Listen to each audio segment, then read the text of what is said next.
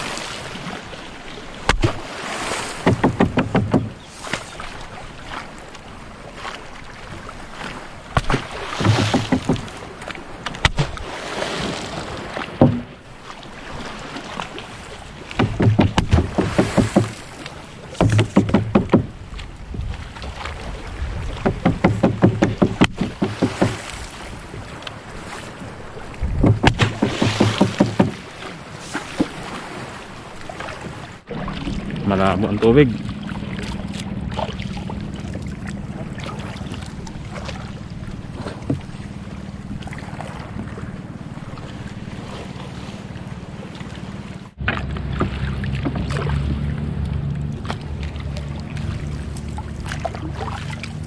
Uy, da. Apa? Danggit.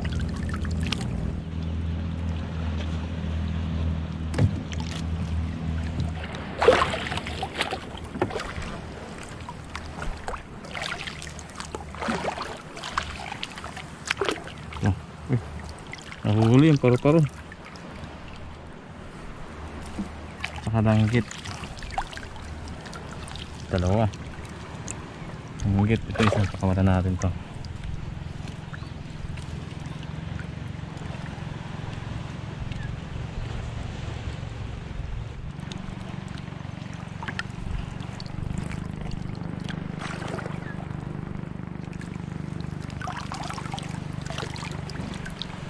Danggit.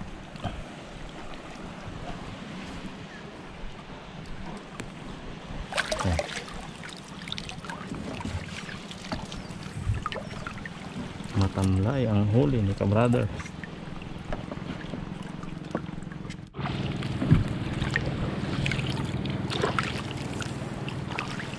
Yun, danggit ulit. Danggit na huli dito mga ka-brothers. Danggit talaga yung nahuli dito ang isda. Tawag sa iba ay kuyog.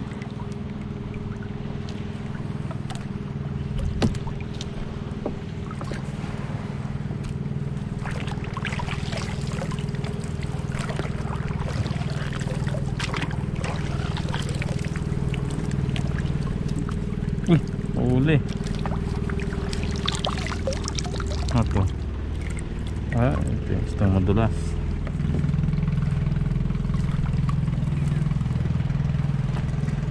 Nakahuli siya. Wala natin.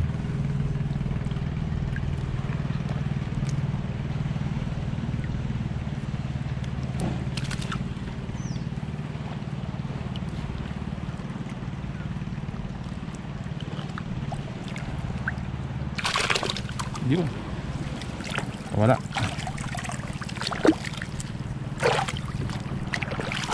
Ang malalim ang tubig. Uy! Ano to? Kanuping. Masarap sinabawan.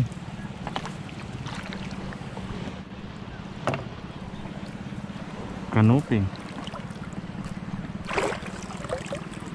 Pag malinaw ang tubig, usually medyo madalang yung pahuli kasi nakikita ng isda yung lambat, so umiiwas sila. Pero minsan may mga tumutuloy rin kapag malakas yung agos ng dagat pa low tide, kasi kailangan nilang pumunta dun sa malalim.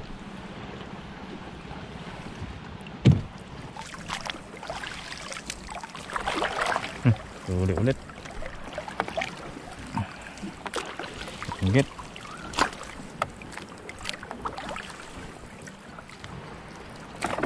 Taga-taga lang mga ka-brothers.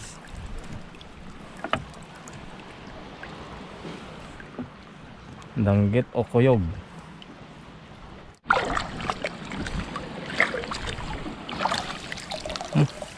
Huli.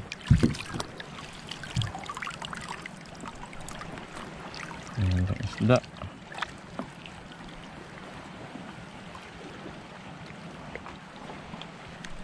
Talagang mahuhuli talaga siya kasi ang haba ng kanyang ano. So bangga talaga sa lambat kahit malaki.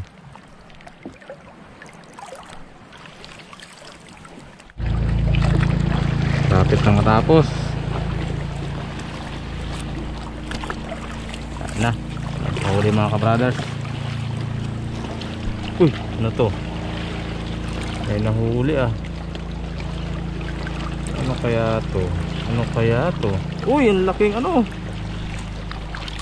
Oh, ang laking palad. Ang tawag sa ito ay palad mga ka-brothers. Ayun oh. Ang sarap to. Laking isda. Magaling mag-disguise. Pero yung likuran puting puti. Ito masarap.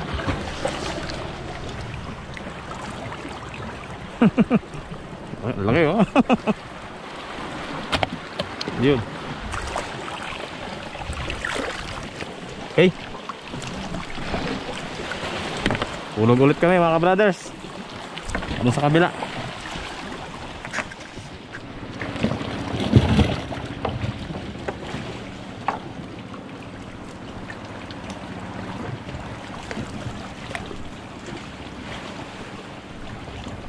Para hindi makadaan yung isda. Kulong na kulong.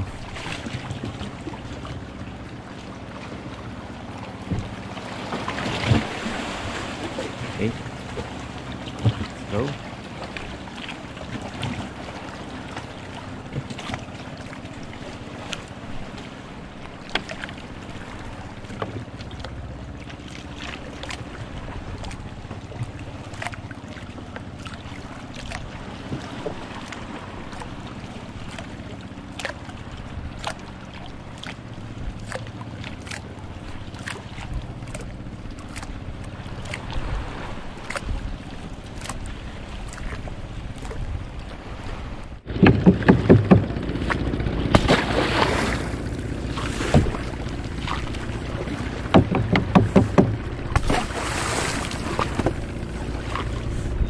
Dagat.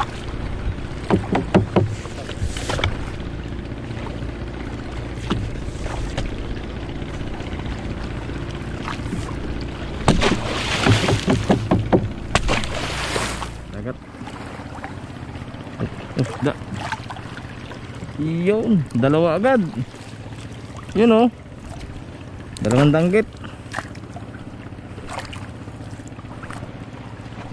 Huli ang dalawang danggit. Sarap niyang daing. Daing na danggit. Siguro subukan natin daingin niya, no? Pag maganda yung panahon, ito yung sarap daing na danggit. Tapos dang silog. Daing silog. Danggit itlog.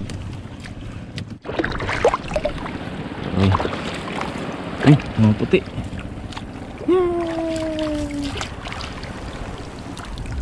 Dalawa ulit. Yun. Ayos.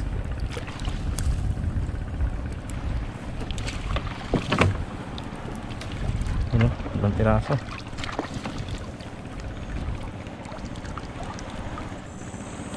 Sarap na inihaw. Kunin natin itong isa. Ang kanuping.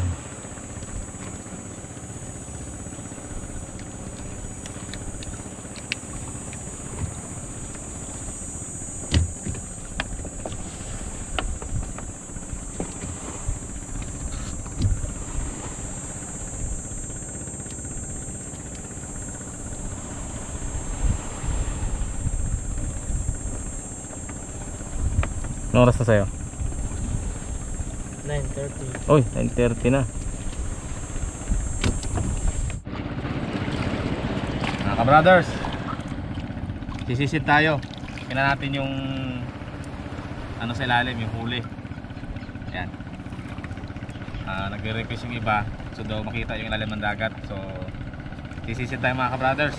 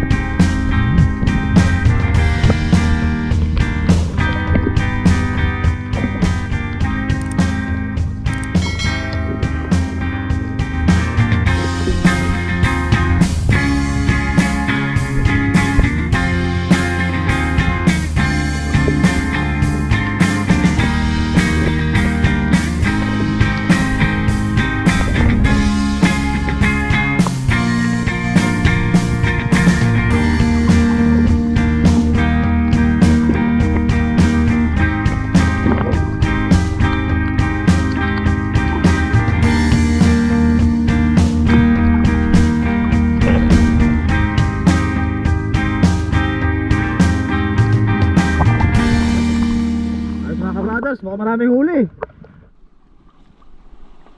o. Yan. Mga langgit. Yung mga ka-brothers.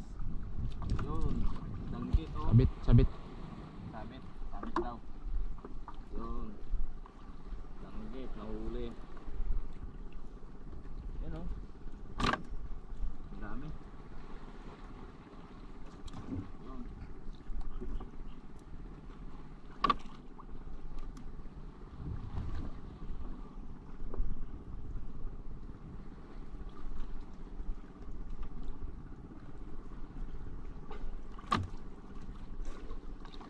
Huling maliit. Kawalan muna natin. Hop, yan.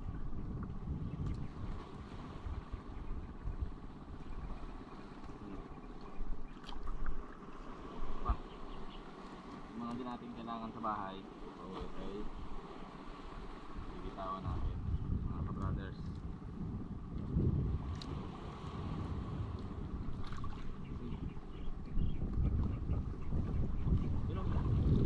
Malaki.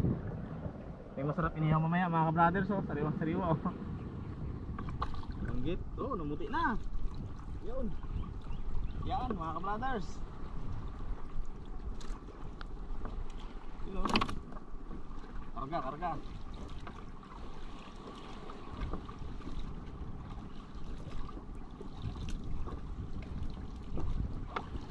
Okay. Pa. Danggit. Nadali ang mga danggit mga ka-brothers. Yun oh. Nadali. Uli sila. Sige. Karga. Ilagay mo. Okay. Nahuli ulit ang mga maliliit na isda. Talagang nahuli talaga tong isda ganito kasi may sungay oh. So kahit malaki yung butas ng lambat, talagang mahuli siya. Yan, talagang huli siya. Ito namang isdang maliit, ito ay hindi sana mahuhuli, pero dahil ang ano namin ay kapag tumatakbo lagi nakangiti, nakatawa, kaya huli siya, sa bunganga siya nahuli. Yun o. Okay. Ito yung mga danggit, nandiyan ulit sila. Ayan mga ka-brothers, dami tayo.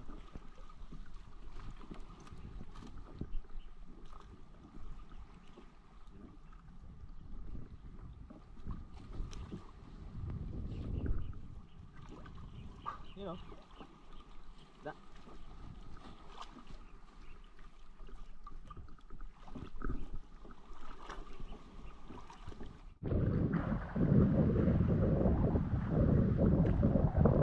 Malaki. Ang danggit oh.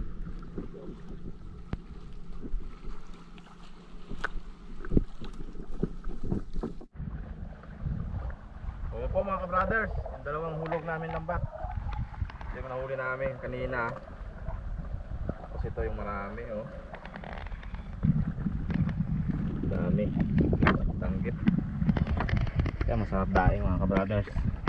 Daing na danggit. Pero ngayon kasi medyo alanganin yung init. Saka itong isang malaking isda, ang tawag sa amin ito ay palad. Kasi makampalad siya. Ito masarap rin to ay ano, inihaw mga ka-brothers. Kasi puti ang laman niya sa loob eh. Ayun oh. Okay. So uwi na kami mga ka-brothers. Kasi manananghalian pa kami. Luluto pa ulit. Dito sana magluluto eh basa yung mga kahoy. Simulan kagabi. So let's go.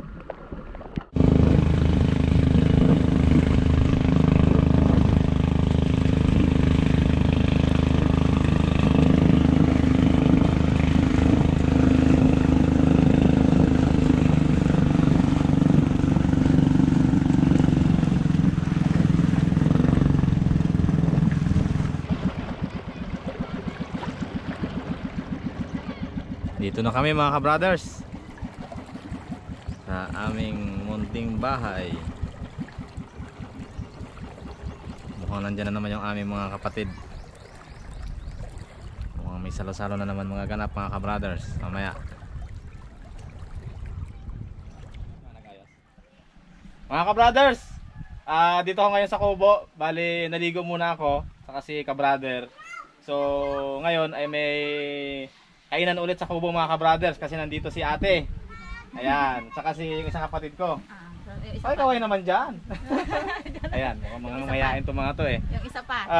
Yun po, bali sila, ang kagulan kasi namin mga ka-brothers kapag pupunta sila dito sa bahay, sa baba, eh nagdadala sila ng mga gulay, yung mga nun sa bukid, yung mga tanim, mga pagkain, mga karning manok, na native na manok. Pag kami naman ay pupunta dun sa bukid, yung isda naman ang dala namin. So ito yung mga dala ng mga kapatid ko, mga ka-brothers. Kasi yung mga asawa nila wala dito, nasa malayo eh. Yung pichay, ito kaya siya may butas kasi organic ito, mga ka-brothers, hindi nilagyan ng pesticide. So galing sa kanilang mga garden yan, mga ka-brothers. Itong buko naman, dito lang namin kinuha yan, mga ka-brothers. So ayan, yung buko na yan. Kasi gagawin daw buko juice mamaya. Tapos may saging na saba. Tapos ito may dalang native na manok. Si Ate Mary, mga ka-brothers. At saka ito yung huli namin kanina, mga ka-brothers, so yung isda. Yan, daming isda, 2 hulog lang ng lambat. At saka ito yung ang tawag sa amin ito ay palad. Ito yung masarap inihaw, mga ka-brothers. Yan. So, ang luto namin dito ay inihaw, tapos sinigang sa kamyas. Wala palang kamyas. Balik kukuha kami ng kamyas, mga ka-brothers, sa likod ng bahay. May kamyas kaming tanim doon. Tsaka ito ay adobo at adobong manok na may halong native na manok tong, mga ka-brothers. Native. So yan, native na manok, adobo May daw, halong saka may saging. At saka lagyan ko siya ng oregano na Oregano, pampabango mukhang para- bago yan. Meron bang ganun, oregano? Mayroon. Yung dried lang ang iba ginagamit sa akin sariwa. Adobo with oregano. Oo, para mawala kasi yung langsa nito. Okay, ganun pala yun. Hindi natin alam yan, mga Yung ka-brothers. iba nito, gagawin natin pancit kasi marami tayo eh. Okay, so yun po. So marami tayong mga menu ngayon, mga ka-brothers. Kasi marami na naman, 3 kapatid ko ang lumusob galing sa bukid. Mga team bukid, mga ka-brothers. So cooking time ulit, mga ka-brothers. Pero bagong lahat, kuha muna ako ng kamyas sa likod ng bahay namin, mga ka-brothers. Tara. Okay. Bali, ito yung kamyas sa likod ng bahay namin, mga ka-brothers. Kuha lang tayo ng pang-asim para sa sinigang. Ayun, malalaki. Ito. Alamyas.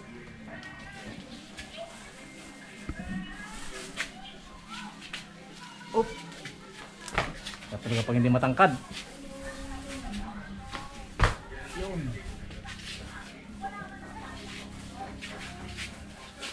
So yan, taas.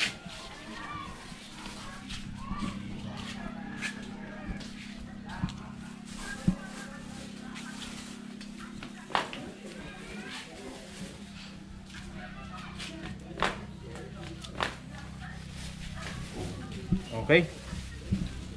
So, okay natin siguro to, mga ka-brothers. Ang kamyas para sa sinigang na isda. Tara, balik tayo para magluto. Kaya may mga pinsan, oh. Ayan, oh. Okay, kaway naman dyan. Tara, balik tayo.